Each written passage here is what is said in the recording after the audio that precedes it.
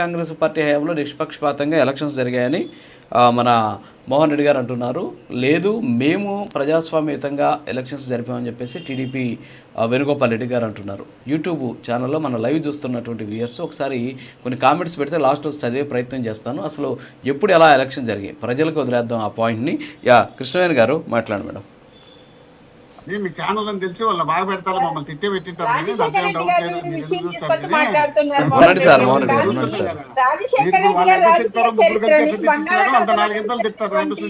ఇది అర్థం కావట్లేదు, వాయిస్ మీరేం మాట్లాడతారో అర్థం కావట్లేదు. మోహన్ రెడ్డి గారు తిట్టే వాళ్ళు ఎక్కువ ఉంటారు. రాజశేఖర రెడ్డి గారు రాజకీయ చరిత్రని చరిష్మానే తీసుకెళ్లి బంగాళాఖాతంలో కలిపేసినటువంటి కూనీ చేసినటువంటి వ్యక్తి ఎవరన్నా ఉన్నారంటే ఆయన తనయుడు, ఆయన సుపుత్రుడు జగన్మోహన్ రెడ్డి గారు. మన నాయకుడు నిష్పక్షపాతంగా చేస్తున్నారు. మన నాయకుడు తిట్టించేదే కదా, తిట్టించేదే కదా రాజుగారు. ఇంక వేరే ఏముంది? ముగ్గురితో తిట్టించేది, ఒళ్ళబెట్టి కూర్చోబెట్టి తిడతా అంటే తింటా ఉండాలా? మేము మాట్లాడడానికి ఏదైనా మాట్లాడడానికి వచ్చి అడ్డం దూరుతారు. ఇంకేముంది అంటే మామూలే కదా, తిట్టమనం. సరే మాట్లాడండి. తిట్టట్లేదు రండి సార్, బాగుంది అట్లా ఫీల్ అయితే సార్. మీరు సబ్జెక్ట్ మాట్లాడి ఫ్యాక్ట్స్ మాట్లాడితే ఎవరు చెప్తున్నారు ఇక్కడ? మీరు సబ్జెక్ట్ మాట్లాడి ఫ్యాక్ట్స్ మాట్లాడి సార్ వేణుగోపాల్ రెడ్డి గారు ఉండండి సార్. మోహన్ రెడ్డి గారు సార్ ఒకటి చెప్తారండి. మోహన్ రెడ్డి గారు సార్ ఒకటి ఒకటి సార్ వేణుగోపాల్ రెడ్డి గారు, మోహన్ రెడ్డి గారికి అన్ని తెలుసు. ఆయన ఏదో మధ్యలో మన మీద సెటైర్లు వేస్తుంటారు. ఇప్పుడు అవన్నీ కూడా తెలుసు, వారికి తెలుసు, వారికి మనం ఆన్సర్ చేయలేదు. ఇప్పుడు తెలియకపోతే కాదు సార్, ఇప్పుడు తెలియకపోతే ఓకే. మోహన్ రెడ్డి గారు ఎంత సీనియరో మనం ఇందాక వారే చెప్పారు. మోహన్ రెడ్డి గారు ఆయన తెలియదా ఇవన్నీ? కాకపోతే ఏంటంటే చూస్తున్నారు అనేసి లేదు సార్. కాదు సార్ నేను చెప్పాను కదా, నేను అడ్డుకునే ప్రయత్నం చేస్తున్నాను. మోహన్ రెడ్డి గారు మీరు నా మీద కూడా బాధపడితే ఎలాగ చెప్పండి మేడం. మాట్లాడండి మేడం, 1 minute 2 minutes క్లోజ్ చేద్దాం ప్లీజ్. సార్ ఇప్పటికైనా సరిదిద్దుకుంటే బాగుంటది. ఎందుకంటే అక్కడ అధికారుల మీద, పోలీస్ వ్యవస్థ మీద, లేకపోతే ప్రజాస్వామ్యం చచ్చిపోయిందని పెద్ద మాటలు మాట్లాడే కన్నా కూడా జగన్మోహన్ రెడ్డి గారు చేస్తున్నటువంటి, అదే కింద స్థాయిలో చేస్తున్నటువంటి కొంతమంది నాయకత్వం చేస్తున్నటువంటి పరిస్థితిని ఒకసారి సమీక్షించుకుని జగన్మోహన్ రెడ్డి గారు ఇప్పటికైనా సరే దిద్దుబాటు విషయాన్ని అయితే మాత్రం ప్రతి ప్రామిస్ ని కూడా ఏ రకంగా ప్రభుత్వానికి బలమైనటువంటి నాయకత్వం ఉంది, బలమైనటువంటి మ్యాండేటరీ ఉన్నదన్నది ప్రజలందరికీ తెలుసు. కానీ జగన్మోహన్ రెడ్డి గారి లాగా మేము ఇనామస్ల పేరుతోనో, బెదిరింపు ధోరణితోనో, లేకపోతే ఆ రోజు గత వైఎస్ఆర్సీపీ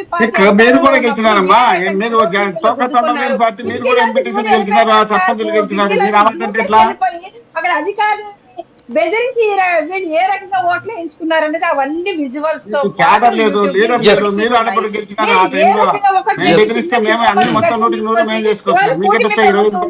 బురదేస్తారు సార్. ఏ రకంగా బురదేస్తారు మేడం? Okay madam, okay. ఇప్పుడు ఇందాక మనం మాట్లాడుకున్నాం, ఇవన్నీ కూడా ఏం జరిగిందనేది తెలుసు, గతంలో కూడా ఏం జరిగింది తెలుసు, గతంలో చూశారు.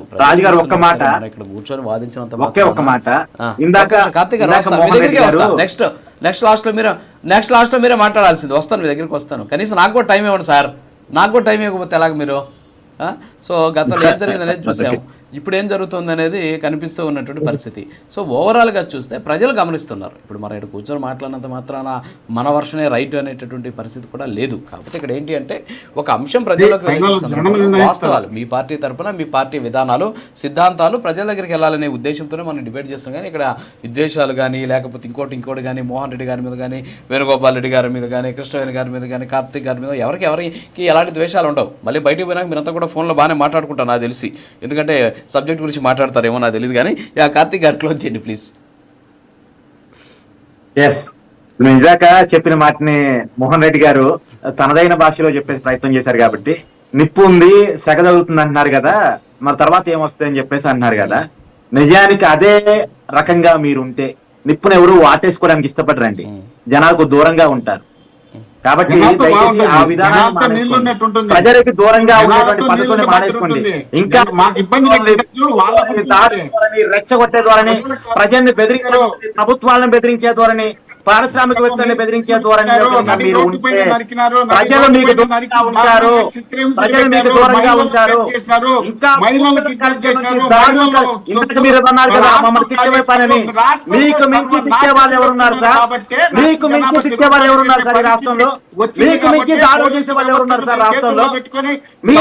మీ అధినాయకుడే దాడులు ఎంకరేజ్ చేస్తూ, మీ అధినాయకుడే దాడులను ఎంకరేజ్ చేస్తూ చెయ్యని చూసుకుందామని చెప్పేసి సప్త సముద్రాలు దాటి లాస్ట్ వస్తారని పోలీస్ ఆఫీసర్లను బెదిరించేసి, బట్టలు ఓడనిస్తారని పోలీస్ ఆఫీసర్లను బెదిరించి, చట్టం అంటే గౌరవం లేకుండా వచ్చిన 6 నెలల్లో ఆస్తులు టార్గెట్ ఇస్తానని పారిశ్రామికవేత్తలను బెదిరించి ఇలా బెదిరింపు ధోరణిలో మీరు ఉంటే మళ్ళా మీరు ప్రజాస్వామ్యం గురించి మాట్లాడుతుంటే, మీ అధినాయకులు ప్రజాస్వామ్యం గురించి మాట్లాడుతుంటే కొంత అపార్థంగా ఉంటారు. మీరు మారండి, మీ ఆలోచన మార్చుకోండి. తర్వాత మీరు అడగండి, జర్నలిస్టులు మీరు నోటుగా మాట్లాడినప్పుడు మీరు అడగండి.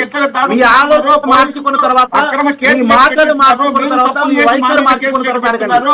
మీరు దాడులు చేసి మా మీద కేసులు ఎట్టు పెడుతున్నారు? మీరు చేసినటువంటి పాపాలు పుణ్యాలు అన్ని మూటగట్టి జనాలు బంగాళాఖాతంలో సిద్ధంగా ఉన్నారు. కాబట్టి మీరు ఆలోచన చేసుకోండి అని చెప్తున్నారు. వేరే రకంగా విమర్శించలేదు. ఈ విధమైన ఆలోచన